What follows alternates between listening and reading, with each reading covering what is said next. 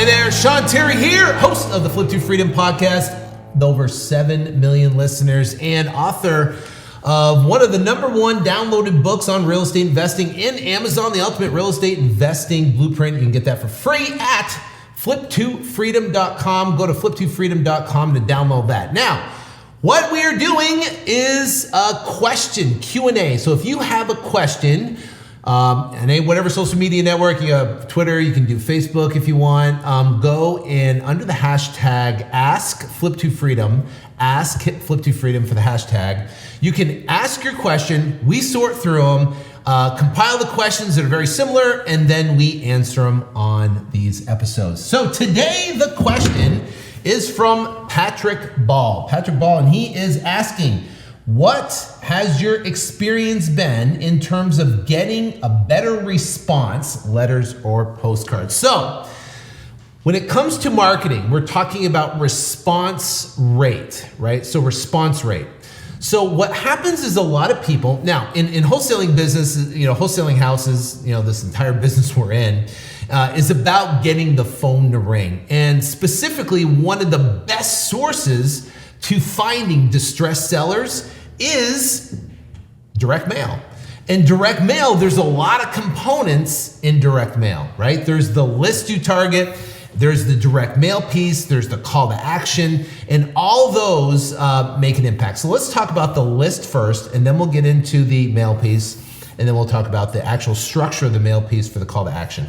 So when you're talking about the actual list, now, we've got to target a list in direct mail and kind of determine what we're looking for. Now, from a wholesaling perspective, we're looking for distressed sellers.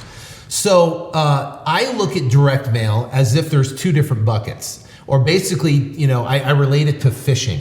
And if we're going to fish in two different ponds, one pond is a pond full of distressed fish or distressed sellers. And in this pond is that there's everybody, right? And we're hoping to find distress. So what does that mean? In the distressed pond, we have vacant properties, right? That would be distress. We have probate properties. We have pre-foreclosure properties. We have property tax default properties.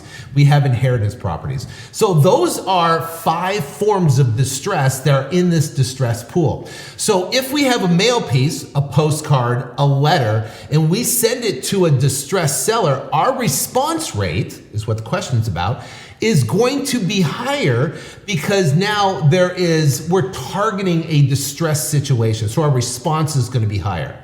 Now, if we basically send the exact same postcard to and we're hoping to find distress in this pool is owner occupants and non-owner occupants, right? So if we mail to the owner occupants and non-owner occupants, right, the density of distressed sellers is a lot lighter than the density of distressed sellers in this pool.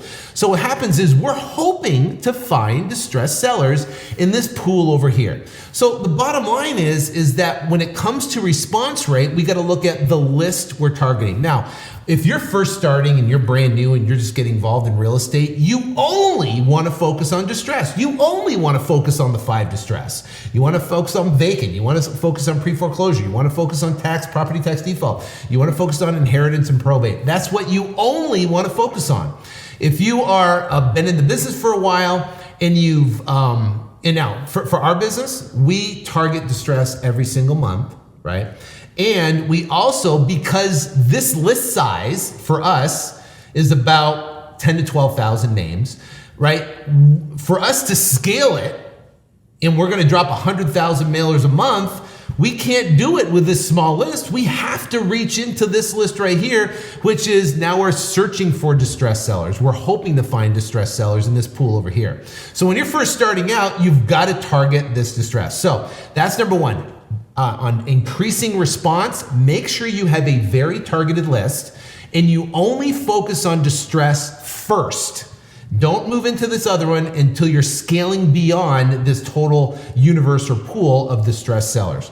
So for us, it's 10,000. If we want to send 100,000, well, guess what? We're not going to send, the same postcard, for 100,000. We're not going to send it every single week to the same people. So we've got to reach into a different list. We have to find a bigger universe of sellers to be able to target.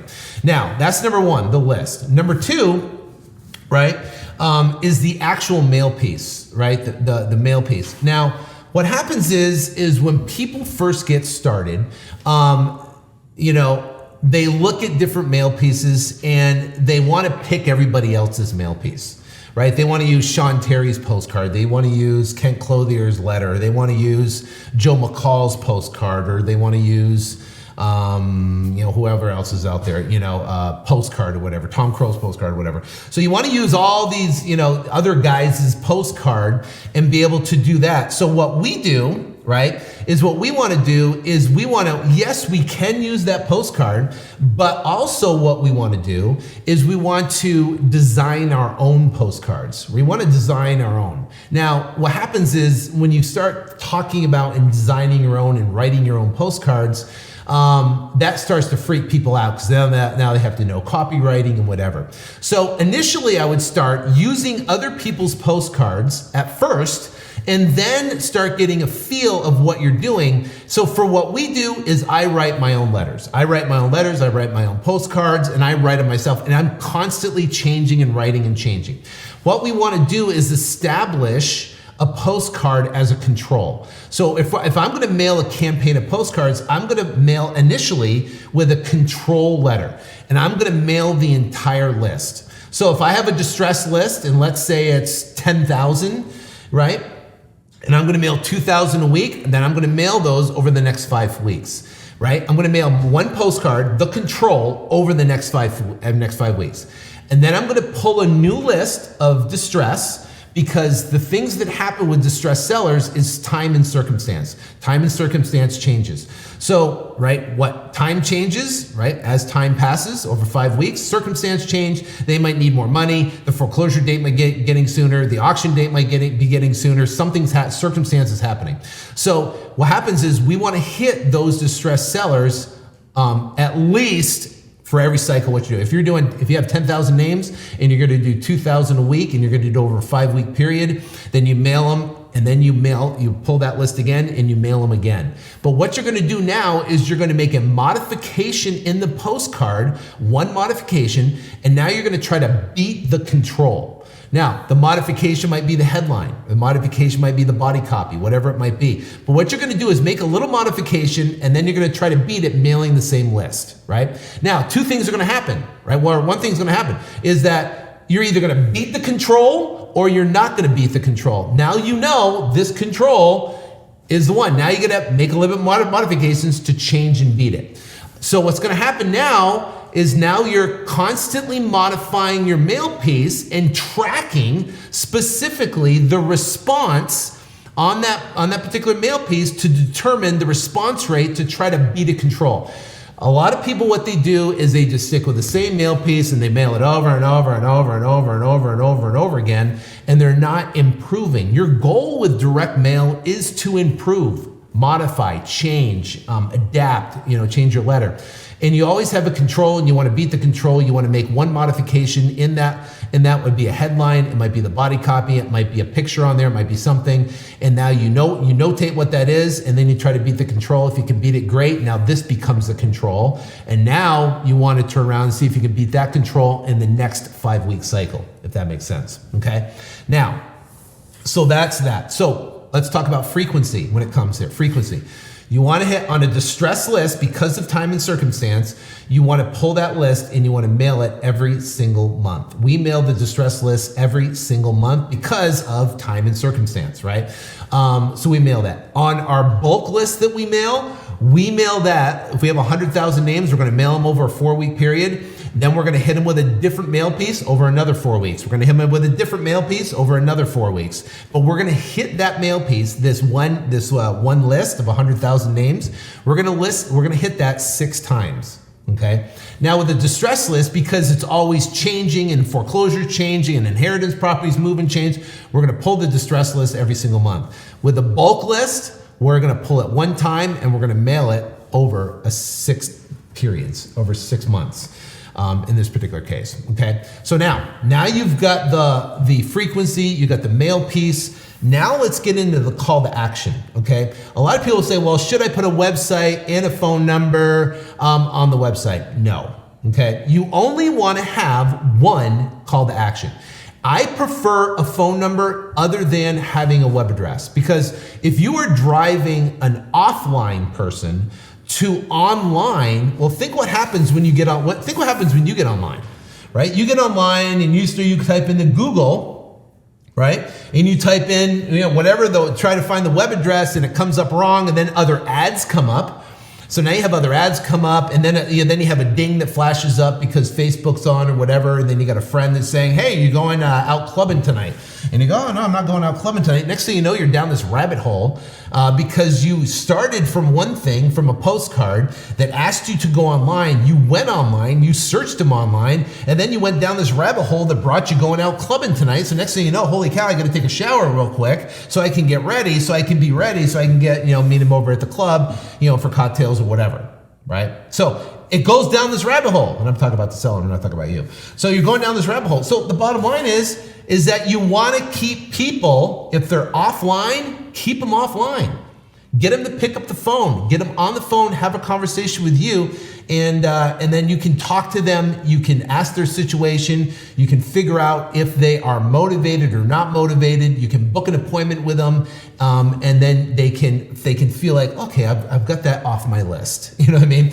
I picture a seller, this one particular seller, talking to him on the phone. This was a while back. He's picked up the phone. And I said, "What's up, dude?" And he goes, "Oh, hey man, just got to sell my house, dude. Just got to get that house sold, man." I said, "Okay, so that sounds good. Well, let's book an appointment." So and I was like, "So what do you do the rest of the day?" "Well, hey man, I'm done now, man. I booked an appointment. You're gonna come over and buy my house, so I'm good to go. Now I can go back to smoking bongs, right?" I'm like, okay, well that's the seller, right? He wants to check off his list.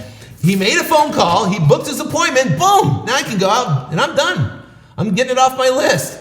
So think about, you got distressed sellers, they're in situations, man, they just want to get it off their list. So if you can book an appointment with them, then great. So I would get them to call, one call to action, get them on the phone, have a discussion with them, build rapport with them, get to know them, get them to like and trust you, book an appointment, and then go meet with that seller. So the bottom line is that that is a very long answer to a very short question, right? Because you're one about response. Response is all those, which is incredibly important. If you target the wrong list and you send them a okay postcard and you have multiple call to actions, your response is gonna suck.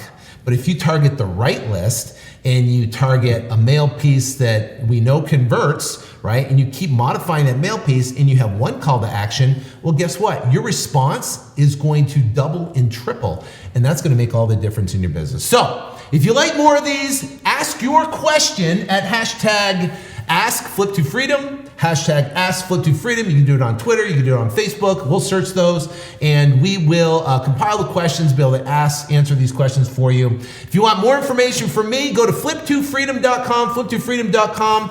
I wrote a 129-page book. I have people tell me that they have spent well over $1,000 for the same information we give away for free. I've got all the other videos here. I've got also a podcast in iTunes you can listen to with over 139 episodes that we get granular on this business of wholesaling, on how to go out and scale it to get your first check and scale it to 100 grand a month and beyond. So thanks for watching this video. Greatly appreciate it. I'll see you on the next one. Take care and God bless.